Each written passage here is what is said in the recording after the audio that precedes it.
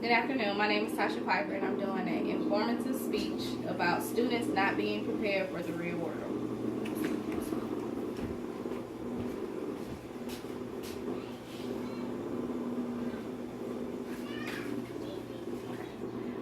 Good afternoon. My name is Tasha Piper, and I am doing a speech about students not being prepared for the real world. Let's take a second and think about where students spend most of their time. I have created a chart, and studies show that from 6 a.m. to 7 a.m., the average student is preparing for school. From 7:30 to 3:30, they are in school. From 4 p.m. to 5 p.m., they are doing homework. From 5:30 to 6:15, from 5:30 to 6:15, dinner is being prepared and served. From 6:45 to 7:15, shower and prepping clothes for the next day for school. From 7:20 to 8 p.m. is free time. From at about 8:15 is bedtime, and 8:30 p.m. to 6 a.m. the average student is asleep. So when you look at it, the average student spend majority of their day either at school or prepping for school. With that being said, the average student is spending majority of their time prepping for school or at school. So what are they learning at school? When you think about it, they're learning mathematics, reading, writing, history, science, and other curriculums, like gym and junior ROTC and things of that nature, which are extracurricular activities.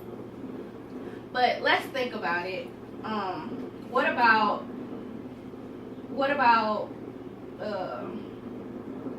other things that needs to be learned in school?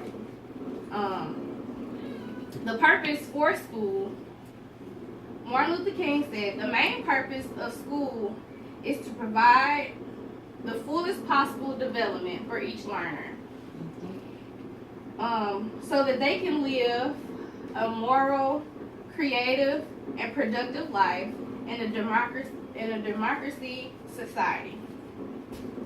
And basically what that is saying is preparing them for the real world. But in preparing them for the real world, students, they have taken a lot of curriculum and learning tactics out of school, such as counting money, learning how to tell time on a regular clock, writing in cursive, and things of that nature, which these things are essential in life as well. Writing in cursive, you need to learn how to write in cursive or print your signature when you're writing a check or filling out paperwork. And counting money, you need to learn how to count money when you get your first job.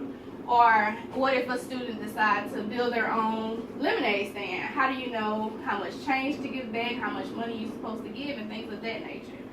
And telling time on the clock, everything is not going to be, studies show that the reason why they took that out was because they feel like clocks and watches are going to be obsolete in a few years. But I still think that it's important for kids to know how to tell time on the clock. And not only that, the things that they're leaving out, what to look for when you're looking for your first apartment, or when you're trying to buy a car, percentage rates, and things of that nature.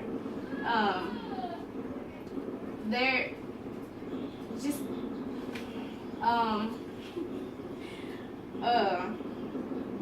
now educators and teachers are forced to focus on standardized testing. Standardized testing or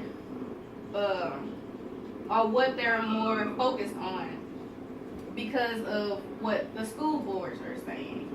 And I I interviewed a young lady that works for Kemper County High School, and she said that they are teaching students to be test takers instead of preparing them for the real world. So the purpose of this speech was to inform you that students are not being prepared